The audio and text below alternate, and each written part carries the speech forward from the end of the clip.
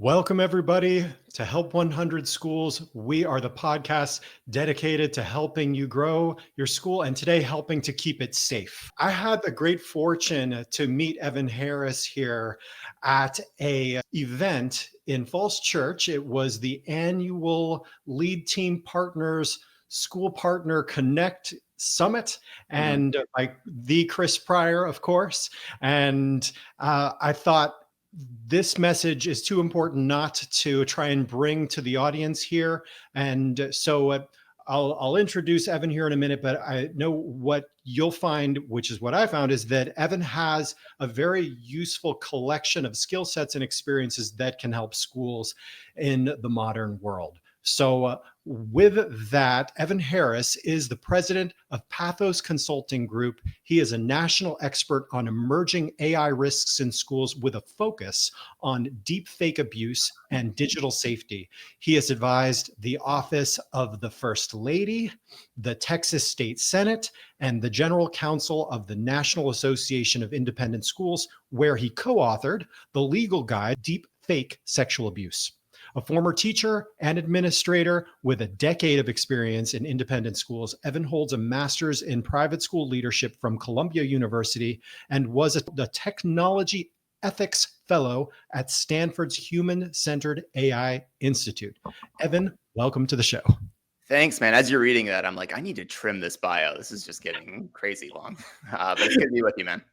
Thank you. Thank you. You know, I don't always like to read bios because I think sometimes people don't necessarily need to hear them right away. But in your case, I think it actually does help, right? Because I mean, it shows not only that you've worked for some places that are, you know, they're very visible, but also it's super hands-on, right?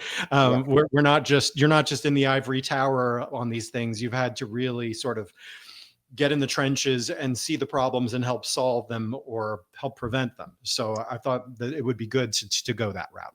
Yeah, and there isn't a ton of sort of connective tissue between the world of independent schools and like sort of Silicon Valley or some of like these other places. And so that's actually part of why I wanted to sort of make that left turn out of independent schools at a moment where it felt like what I should be doing was trying to become the dean of something or the associate head of something. I sort of thought, man, if I take this really sharp turn, I can kind of make myself bilingual in two languages and then maybe have value that is, I think, missing in some ways. And so that was kind of the logic behind making those choices, to be like, okay, let me go to Stanford now. Like, let me try to like take a very different lens on school. And then what brought you back? Well, so originally it was just that people in my network sort of wanted professional development for their teachers on AI. And at that time, it was very much, how do we rethink assessments, the academic integrity lens. It's a really emotionally charged issue for people, still is, but it really was in like 2023, 24. And then I sort of thought, well, this is interesting work, but there are a ton of people doing this. I mean, there's so many people that will come to your school and help you with, you know, sort of AI literacy and AI ethics. And that's important work, but it felt crowded. And then a little over a year ago, I was at an event on Capitol Hill and saw for the first time victims of deepfake sexual abuse. I heard from like 16-year-old girls that had been victimized by this. And all of my kind of teacher instinct of wanting to still work with kids and still keep kids safe and hearing from kids whose lives had been turned upside down, I just thought, oh, this is what I'm supposed to be working on. This is the problem I want to work on and bring, sort of make more salient for the independent school world. In part because I thought no one in the independent school world is focused on this right now. It's too new. And so that's what I've spent like the last year on is just sort of deepfakes in schools, skating to where I think the puck is heading. Unfortunately, it's proving true that like it's getting worse. And we can talk about sort of what the synthetic media threat environment is starting to look like. But it was that deepfake sexual abuse piece that seemed most alarming to me. Understood. Kind of talked about this a little bit, you and I, about, you know, what would be valuable. And I think that the deepfake threats emerging in schools, it's a solid topic. And I Yeah. think that it relates to some peripherals that I think would be helpful for you to kind of articulate a little bit. I mean, what is this topic in a high level so people Mhm. can sort of contextualize what buckets we're covering here? Sure. So it's a really difficult issue to, like you said, contextualize, especially for people who are new to it and are overwhelmed by it, and rightfully so. And so when I'm talking to a new school, a new leadership team that's just for the first time starting to imagine what does this look like at our school? What do we need to do? They don't even necessarily know what questions to ask on this. And so what I'll say is like, we're going to talk about this in three buckets. We're going to talk about it through the lens of policy, like what goes in your handbook, what's sort of the governance side, what does your board need to know? And we're going to talk about crisis readiness. So, can we do a tabletop, a simulation? We're going to walk through every stage of what this would look like when it hits your school, with a special focus on the crisis comm side, because I find that independent schools typically have MARCOM people, but they're much more MAR than COM. And there are a lot of best practices that people who are professionals in crisis communications know, but those don't necessarily trickle down into what independent schools know when they find themselves in a crisis, which is why they so often hire out for those like events. And then the last piece is the preventative side. Like, what do mandatory reporters need in their training? What does student curricula look like for this? What do parents need to know? Parents are a super important part of this. So it's that policy side, the crisis readiness side, and the prevention side. And then in terms of the kind of disciplines that need to be integrated, it's really disparate disciplines. It's everything from understanding the science of how misinformation spreads to, like I said, crisis management, to education law, to trauma informed counseling. It's a ton of different things. And so the last year for me has been a lot of studying and a lot of just reading books. And I'm often like, if I get introduced as an expert, I'm almost like, well, I'm just a student. I'm a student of this, and it's so new that I get to kind of be an expert just because, like, I'm looking around, like, who else is working on this? There are definitely people, but it's new, certainly new for independent schools. Sure. Well, with the speed of technology these days, I think having a student mentality is probably more important than it's ever been. Yeah, for sure. Well, that's a helpful roll up. I'm not sure if now is yet the right time to talk about what the path of ascension looks like in this field. I think Mhm. maybe we should do a little bit more socialization, Sure. but I am curious about it. I mean, I think with everybody listening, they're probably in varying degrees of vulnerable. They're probably in varying degrees of level of understanding and Mhm. varying degrees of compliance, right? Mhm. So I'll be curious to kind of take, if you can, Yeah. where it as it stands now, to sort of walk through the the PEMDAS, right? The Yeah. order of operations that we would go through. But I think perhaps maybe it would be good to socialize a few more of the categories of concerns that we're looking at, and maybe give some stories if that could be helpful. And Sure. Absolutely. So, in terms of kind of laying out the synthetic media threat environment, because it extends beyond deepfake, non-consensual intimate images, which are now like a felony in all 50 states to create one of those of a minor. Sorry, to distribute or threaten to distribute one of those of a minor, and in some states to create. So there is kind of this federal level and also the state level that schools have to be aware of in terms of compliance. okay. But you don't have to be that creative to imagine how a world where the line between what's real and what's synthetic gets blurred, and you have very powerful technology in the hands of non-technical people, namely teenagers, how this would create all kinds of issues for like the normal operations of schools, for their vulnerability in terms of attacks from outside threat actors. Like, you don't have to be that creative to imagine all the different ways this could show up. So, for example, this is a new form of bullying, right?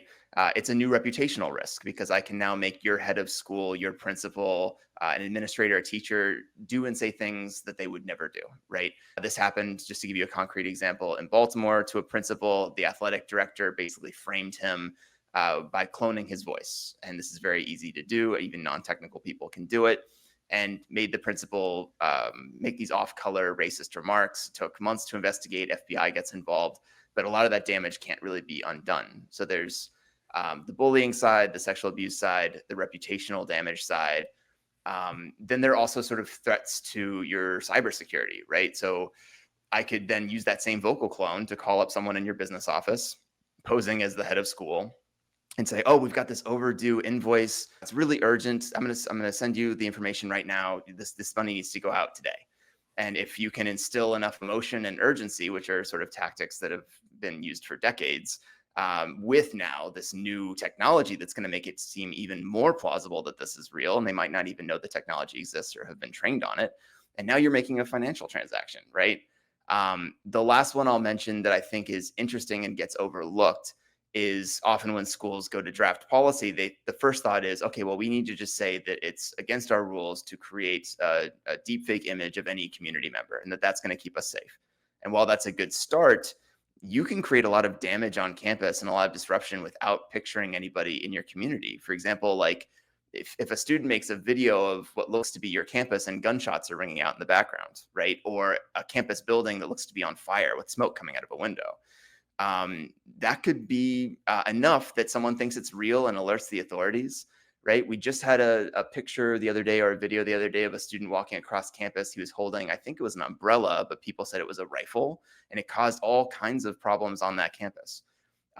We saw this in North Carolina, where like a year ago with all the flooding, where a lot of the images we saw of areas that were flooding were fake and synthetic images.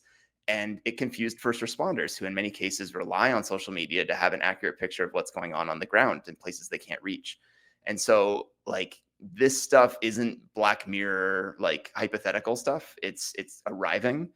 And the last thing I'll say is that, if you are looking right now at a video of Will Smith eating spaghetti and you're like, I can tell that's fake, like that's obviously not real. We're probably in the last year or two where you can reliably, even as a technical smart person, say, I know that's real and I know that's fake.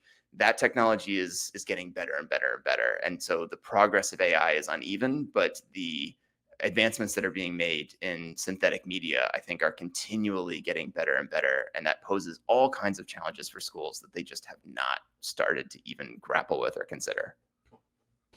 Sorry, that's a huge bummer.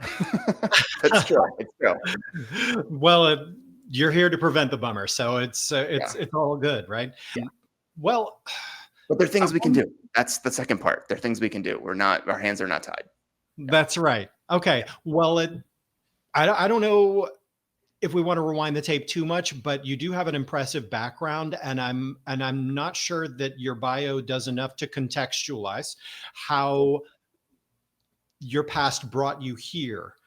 So without going too far down the rabbit hole of what might be less relevant, what did you learn where that brought you here that could be helpful for the listener? Yeah, so it's difficult to trace. I mean, like, the studying independent school leadership at Teachers College was really invaluable. And that, I think, the best thing about that program, beyond the people, because the people are fantastic, like Nicole Furlong, if you know her, who runs it, amazing human being, literally texted me this morning. She actually thought she was texting a different Evan Harris, which was kind of funny. But the people in that program are fantastic, and they kind of give you permission to lead in a school. And when people get into that program, it's often with a lot of imposter syndrome. And Teachers College was invaluable in sort of giving us a window into ed law and school finances, and like how the sort of what school looks like when the rubber meets the road. It was the first thing that ever gave me some lessons in crisis management. And I couldn't believe how fascinated I was by crisis management, because to some people it seemed very dry, but to me, I thought, oh, this is like the most important stuff we do. Like, this is where things really, really matter. I can't believe how interesting this is. And then a lot of the sort of more technical stuff, like the AI and tech stuff, is stuff that I've kind of just had to learn either through books or on the ground working with schools, trying to translate what I've learned either through books or at that Stanford program into stuff that can tangibly work in a school and be understood by people who are encountering it for the first time. And can work in a way that's in sync with the way they typically do things and doesn't feel like a burden to them. So I think the most valuable experiences I've had have been those running tabletop exercises with leadership teams, presenting this, the kind of questions I get. I love getting questions where I thought, I don't have the answer to this. I'm excited that I haven't thought about that angle. But that's the hard work of kind of trying to make the abstract theoretical, like I read this in a book kind of stuff, translate to this now lives as a plan or a policy or a curriculum in a real school where you have to get feedback and iterate. That's like the really good stuff. Excellent. Yeah. Understood. And Yeah. Stanford is one of my favorite schools, by the way. Yeah. Yeah. So, mhm. Uh, Excellent. Okay. Well, how about we get into the question related to the order of operations and uh, sort of start to synthesize what Mm. kind of insights you can and what folks should be doing, step by step. Sure. So I would say that the thing that schools really want to do is they want to get a sample policy from another school. They want to review it, sort of like adjust it a bit and throw it in their handbook and say box checked. That's what they really want to do. They want that to be the solution for this. And understandably so, they've got a million things on their plate. They might recognize that this is real, but they're going to be very quick to grab on to just give me policy language. And the practicing of crisis readiness skills as a team and developing that muscle memory, that requires real time. And so they're going to be a little less likely to want to do that. And then the preventative side, they're also going to be less likely to want to do that because that requires some real thoughtfulness about how are you updating your mandatory reporting training that you're doing with faculty and staff. Where in your current curriculum, like in your current curricula, would you put some of the stuff that students need? Does it go in consent training? Does it go in media literacy? Maybe both. Orientation, advisory programming, like where do we slot this? And maybe what comes out because this is coming in. That's another hard conversation. And then the parent side. And then there's also the question I get a lot, which is at what age, what's the sort of scope and sequence for this? What do middle schoolers or even elementary schoolers need to know about deepfakes? So that's another kind of set of things to grapple with. I would say that the policy side is actually a good place to start because it sort of it feels like a good way to kind of open the door to this. And like it's an early win that you can kind of score there. And also we have a lot of at this point some good examples of sample policies that they can draw from. And then the crisis readiness side, I mean, you can run a tabletop in a couple of hours. And while this particular threat, in this case, non-consensual intimate images might feel sort of niche, and I can talk about the prevalence, it's not niche. The skills they're practicing when doing that will transfer to other types of crises. And so it's not just happening in this vacuum where it's like, oh, we're practicing for this one thing. We don't even know if it's going to happen. It's like, no, you're practicing skills that you're going to use no matter what the crisis is. And you should absolutely be practicing these skills as a team because there are schools that have a binder for every single possible thing that could go wrong. But I would much rather be the school that practices the skills together and has it in their muscle memory. So one last point on the sort of order of operations piece, I would engage parents before engaging students. In part because when you engage students and they go home to mom and dad, there might be a bit of telephone going on where they are misrepresenting or alarming. Like parents might think, wait, are you being trained on this because something happened at school? Like what's happening here? What is this? And so I think actually engaging with parents as a partner, entering into a dialogue with them is really important for a number of reasons, not the least of which is that if you actually have a crisis, you're going to rely on them as a way to distribute good and accurate information. You'll need them as a partner eventually. Understood. Yeah. Okay. Well, that's great. And I'd love for you to teach a little more, but I also would like to both give you the opportunity and the audience the opportunity to learn what is it that you do specifically for schools in this realm. So I do a lot of webinar type stuff. The regional associations have been really out ahead and have understood, and NAIS as well has been really clear-eyed from the beginning about this issue, and they haven't kind of wavered or put it on the back burner. Like they've been very forward thinking in putting this out to schools, making sure their member schools are aware of it. So it typically starts with that kind of high level webinar, conference appearances, just putting this on people's radar. And a lot of that is, can I give people an accurate picture of where things stand without being so scary that they just throw up their hands and say like, oh, we don't even want to start working on this. It's easier to turn away from this, which is a really natural human response. It happens all the time. More concretely, when I come to a school, I have like a list of workshops that I can run with staff, with the leadership team, with faculty, covering like a range of different things. But again, those three buckets are where I really like to focus. Like, let's get you solid on policy and governance. Let's practice some crisis readiness skills. Let me work especially with your marketing communications people on this. And then let's start to talk about what your different stakeholders need to know: the mandatory reporters, the parents, and the students. And I think breaking it down into three things makes something that feels so overwhelming start to feel like a little more manageable. Understood. Yeah. Okay. And I'm curious if there's a difference between small schools and big schools. I think that big schools this might be a little bit higher up on their radar and priority lists, but I'm feeling like small schools might need a little bit more guidance of what they need to do now, when they should worry, what kind of what should they be attuned to, and how would you guide them? Yeah, that's a really good question. I don't know so far. And again, I'm a year in, so this could shift as I sort of scale up. I don't know that I've seen a huge difference between big schools and small schools Interesting. in terms, because the thing about this issue, and I'm talking specifically about non-consensual intimate images and deepfakes in the sort of sexual abuse realm.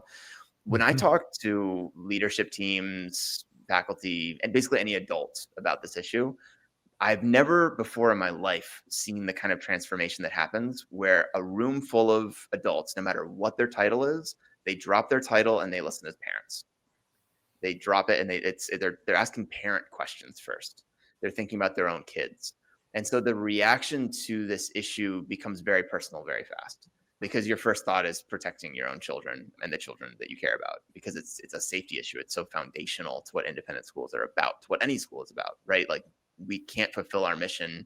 We can't expect students reasonably to learn if part of their bandwidth is focused on their own safety. And so I feel like that transcends the big school, small school thing. I will say that, a smaller school might have a smaller budget for professional development. That might mean that they're less likely to bring someone like me in. That's very possible. They're also, I think, more likely, unfortunately, probably more likely to get targeted by Mhm. some sort of cyber attack kind of vectors, because they may assume that they have fewer resources to fight back. But ultimately, like, your people are more vulnerable than your systems. And so whether you're at a big school or a small school, it's still the same kinds of people, same brains functioning. And so a big part of sort of raising your cognitive defenses is that psychological component, where it's not like, oh, this school has this system and this school has this system. Yes, there may be some vulnerabilities there, but ultimately, like, cybersecurity, at least as I understand it, tends to be a lot more about human beings and their biases and the way they process emotion and urgency and authority and trust, and also the protocols and governance they have for addressing those moments where they feel like something might be wrong. Understood. Yeah. And so your guidance would be the same. Is there more guide? Does that bring home or to light any guidance that you'd like to sort of give to those folks who are now, oh, we're a small school or we're a larger school? Well, so that train their people, stay compliant, educate yourselves.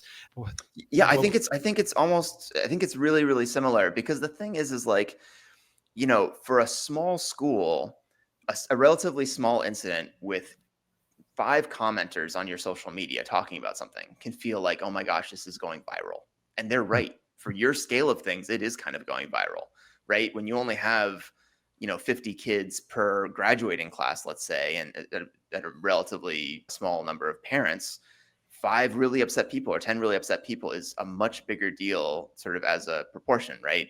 And so I think, like, that it's not a reason to say that this doesn't matter, because 5 parents being upset about something at a huge school would just be like not even on the radar. And so I think the same kind of psychological principles in terms of combating misinformation, the same best practices when it comes to crisis communication.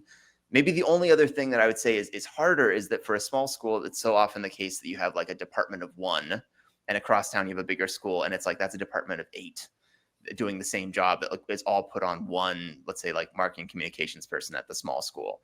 And so they just have less bandwidth to be like, oh yes, I want to take an hour of my time to learn about X, Y, or Z.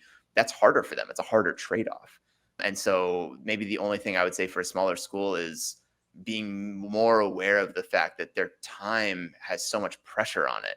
I mean, it's true of larger schools too, but like I'm saying, like, small schools often have to do more with less, more with fewer people. And so it means anytime you're taking from them to teach them something really has to count because the trade they're making is so serious. Good. Understood. Absolutely. Yeah. That crystallizes it well. Okay. How about 5 kind of rapid fire tips of what the Ooh. listener should do? What comes to mind? Okay, let's see. So I'll do one for the policy side. And I already sort of covered this idea of not just covering the people in your community, but also campus events, campus property, anything that creates disruption or harm. You want to be pretty broad in your policy language, but also give specific examples, because that's sort of what we try to do with policy, handbook policy generally, is be broad enough to have kind of like a spirit of the rule that can cover you and be a bit of an umbrella, and also be specific enough with examples that it's not so broad that no one really understands what the rules are. So same is true for this.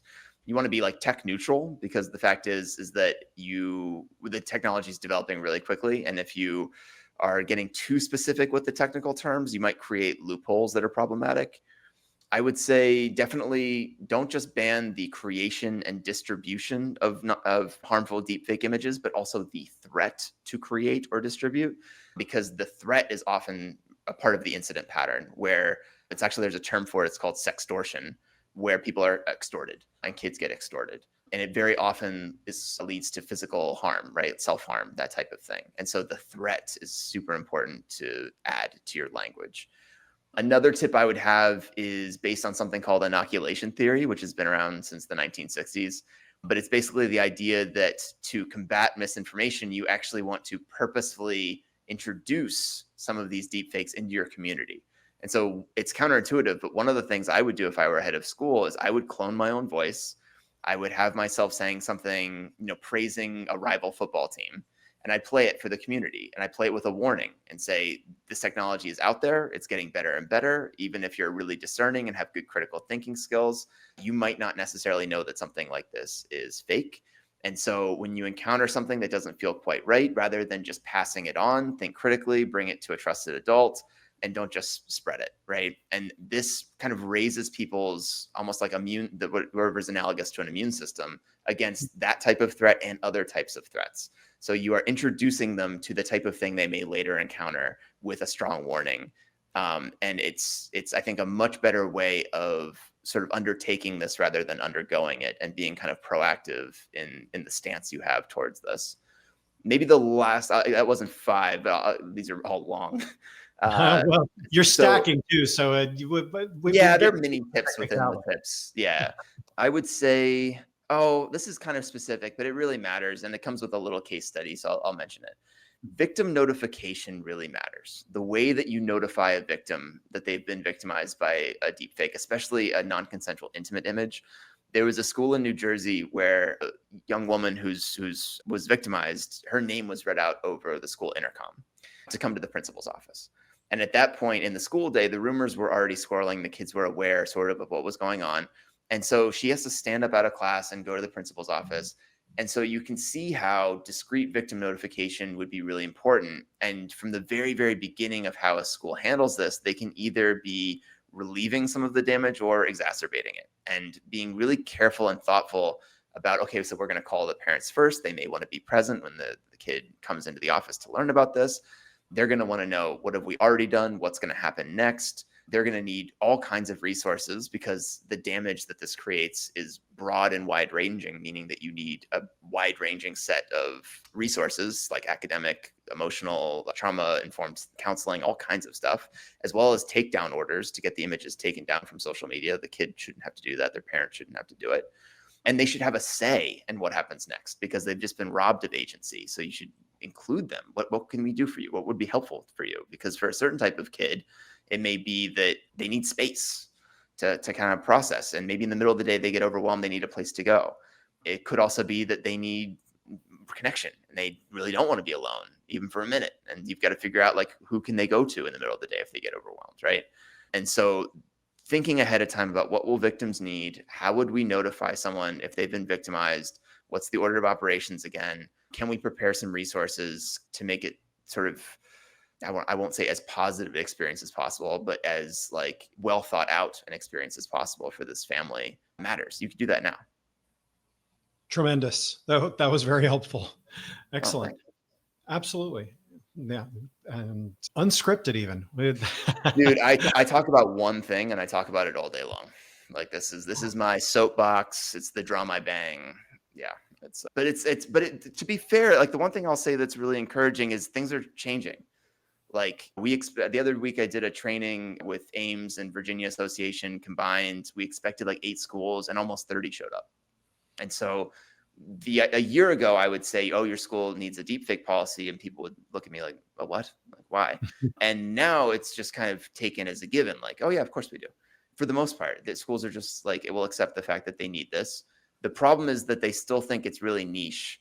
There's a lot of data supporting the idea that it's really about like 15 to 20% of high school students are aware of a deepfake non-consensual intimate image targeting a classmate. That's very high.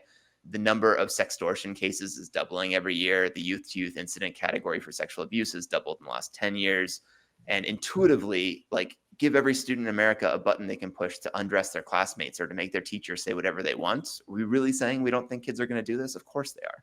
And the fact that these apps and technologies exist is almost a kind of permission structure in and of itself, because like, how often do you have access to an app that allows you to do something illegal?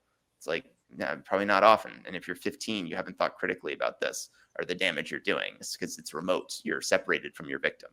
So yeah, it's not a huge leap in logic to assume that the numbers are worse than we think they are.